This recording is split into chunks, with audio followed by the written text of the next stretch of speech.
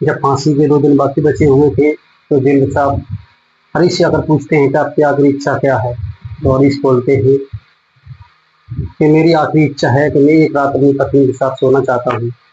बहुत ही दिल को तहस नहस करने वाली यह कहानी है। और नमस्कार, मैं हूँ अखिलेश और आप देख रहे हैं एक वीडियो स्टोरी चैनल को। आप ये कहानी शायद ही सुन पाओगे क्योंकि ये बहुत दुख भरी कहानी है। यह कहानी जिला अलीगढ़ उत्तर प्रदेश की है। वहां पर ये 2 मित्र रहा करते थे जिनका नाम था प्रमोद और हरीश। वे दोनों आपस में बचपन से ही इकट्ठे रहते थे। उनमें बहुत अटूट प्रेम था। साथ में ही पढ़ने जाया करते थे। स्कूल में एक ही टिफिन में खाना खाते थे, जो लंच ले जाते थे। बड़े हुए तो उनकी शादी भी हो जाती है और कुछ दिनों बाद वो अपने कहीं बाहर कंपनी में काम करने के लिए निकल जाते हैं। वहाँ कंपनी में हरीश और प्रमोद दोनों काम करने के लिए जाते हैं। तो उसी कंपनी में एक लड़की भी काम करने आया करती थी जिसका नाम था सुमन। सुमन और हरीश और प्रमोद तीनों ही कंपनी में काम करने आया करते थे। तो हरीश की मित्रता एक उसी लड़की से हो जाती है। तो आपस में वो बातचीत करते हैं, अच्छे से रहते हैं कंपनी में। उसके बाद जो हरीश लंच ले आया करता था तो कभी हरीश के टिफिन में से वो लंच कर लिया करती थी, खा लिया करती थी, और कभी सुमन ले जाया करती थी तो हरीश भी खा लिया करता था। उन दोनों में आपस में इतनी मित्रता हो गई कि इसका कोई कहने का जवाब नहीं है। और वो मित्रता कब प्यार में बदल गई उन दोनों को पता ही नहीं चला। उसके बाद उनकी चर्चाएं, प्यार की चर्चाएं पूरी फैक्ट्री में भी होने लगी। तो एक दिन प्रमोद ने कहा कि भाई मेरी भी उस लड़की से मित्रता करा दे जो सुमन नाम की है, जिससे तुम बात करते हो। तो उन्होंने इस बात पर मना कर दिया। आपको लेकर जब दोनों में आपस में झगड़ा हो जाता है तो झगड़ा इस कगार पर पहुंच जाता है कि वो आपस में एक दूसरे से घृणा करने लगते हैं। जब घृणा करने लगते हैं तो एक फ्लैट में एक रूम पर रहा करते थे, अब वो अलग अलग रूम में रहने लगे। कुछ दिन बाद सुमन ने भी उसी फ्लैट में नीचे वाले फ्लोर पर अपना रूम ले लिया रेंट पर, जो रेंट पर ही तीनों रहा करते थे। फैक्ट्री की छुट्टी थी तो सुमन ने कहा कि मैं आपसे कुछ बात करना चाहती हूँ। बातचीत करने के लिए आई थी उसके रूम पर, हरीश के रूम पर। तो जब सुमन आती है हरीश के रूम पर तो हरीश बोलता है कि अभी कुछ नाश्ते के लिए कुछ नहीं है, तो मैं अभी थोड़ा मार्केट जाता हूँ और कुछ नाश्ते के लिए लेके आता हूँ, आप यहीं बैठिए। प्रमोद का रूम बगल में ही था। तो प्रमोद ये नज़ारा देखता है कि हरीश नीचे गया है, हरीश मार्केट की बोल के गया है, नाश्ता लेने गया है, तो मैं चल के इसके रूम पर जाता हूँ। प्रमोद को जब मौका मिलता है तो प्रमोद उसे जबरदस्ती करने लगता है। वो सारी हरकतें पार कर देता है जो किसी एक लड़की की बिना मर्जी के नहीं करनी चाहिए, और कानून के अपराध, कानून के विरुद्ध वो सभी हरकतों को पार करता है, अपनी मनमानी करता है और अंत में आकर उसका बेरहमी से गला घोंट देता है, उसको मार देता है।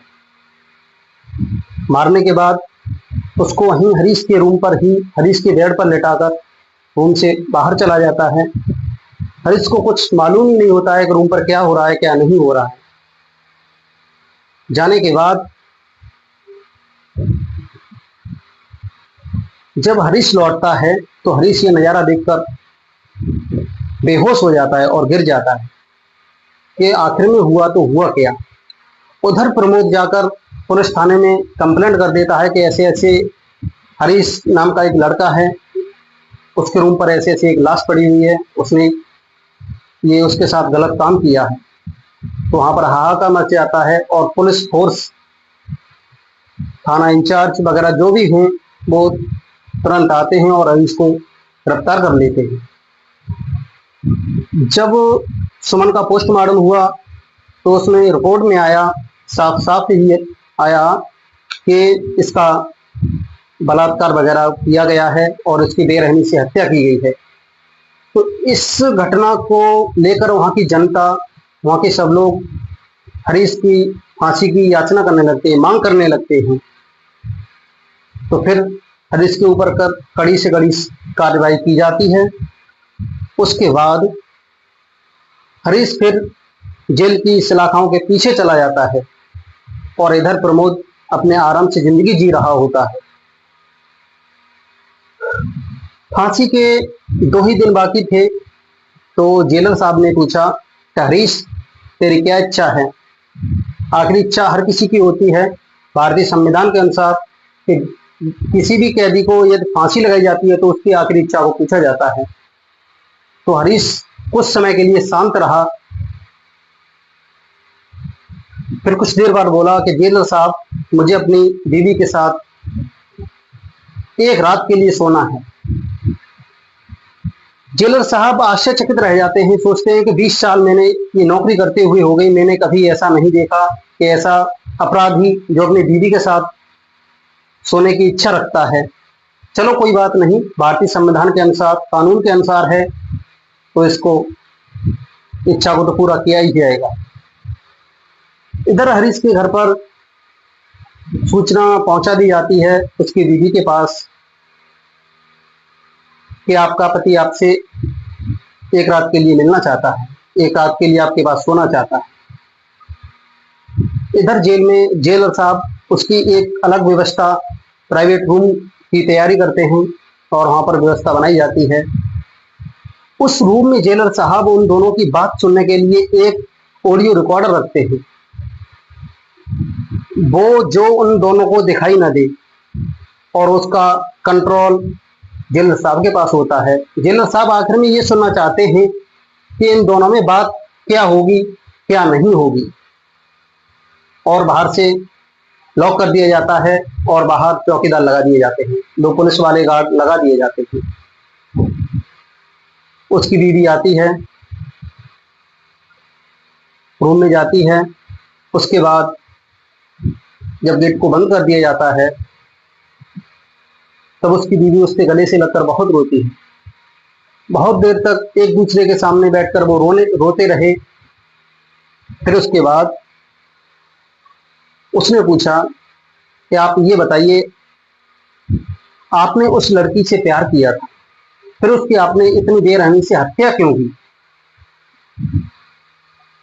हरीश उसकी चेहरे को टकटकी लगाते हुए देखता रहा, होता रहा।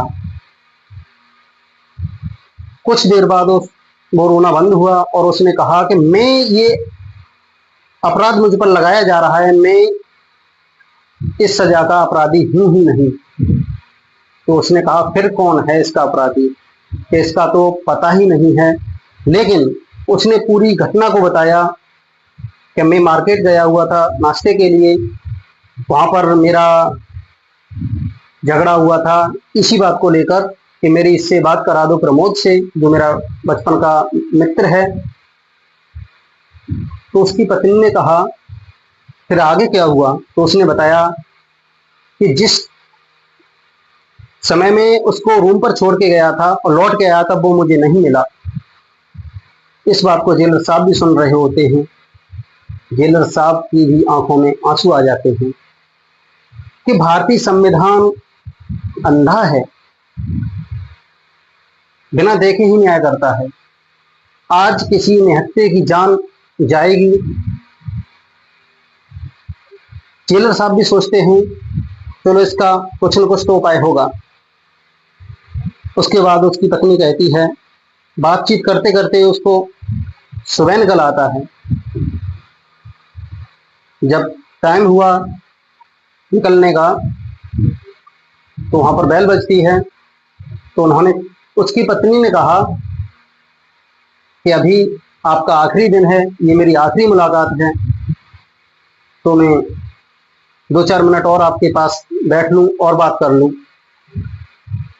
तो उन्होंने कहा कि चलो ठीक है, आप 2-4 मिनट और बात कर सकती हो।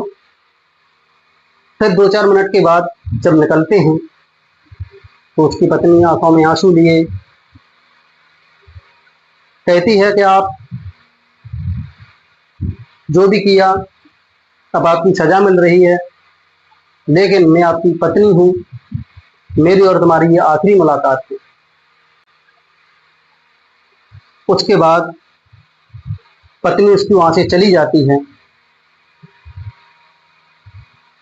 उस रूम से हरीश को भी निकाल दिया जाता है और फिर उसी जगह पहुंचा दिया जाता है जहां पर वो पहले था। उसके बाद जेलर साहब ने एक मीटिंग का प्लान बनाया। बड़े बड़े अधिकारी, बड़े बड़े वकील वहां पर आए और उन्होंने वो रिकॉर्डर चालू किया और सबको वो रिकॉर्डिंग सुनाई कि आप इसको सुनिए, इसमें क्या हो रहा है, क्या नहीं हो रहा है। सब लोगों ने कहा कि इस फांसी की सजा का तो हकदार हरीश नहीं है, लेकिन उसका मित्र प्रमोद है। प्रमोद को फांसी होनी चाहिए, क्योंकि भारत का कानून अंधा है, जो सबूत मिलते हैं उसको उसी के आधार पर ही ये काम करता है। क्योंकि सबूत तो हरीश के रूम में ही मिले थे, इस वजह से हरीश को पकड़ लिया गया था। तो फिर हरीश के घर पर कॉल किया जाता है कि हरीश को रिहा कर दिया है, फांसी नहीं लगेगी। तो उसकी पत्नी बहुत खुश होती है और जेल के पास आती है और अपने पति को ले जाती है। इधर जेलर साहब ने ऑर्डर कर दिया कि प्रमोद को गिरफ्तार किया जाए। तो प्रमोद को गिरफ्तार किया गया और प्रमोद को, हरीश की जगह प्रमोद को ही फांसी लगाई गई। क्योंकि आप सब लोगों ने सुना ही होगा कि सत्य की जीत होती है। तो ऐसा ही हरीश का किया हुआ हरीश के साथ रहा और प्रमोद ने जो गलत किया उसकी प्रमोद को सजा मिली आखिर में जाके। वीडियो कैसी लगी ये कमेंट सेक्शन में जरूर आप बताएं और वीडियो को लाइक करें। आप चैनल पर नए हैं तो हमें सपोर्ट करें, हमारे चैनल को सब्सक्राइब करें।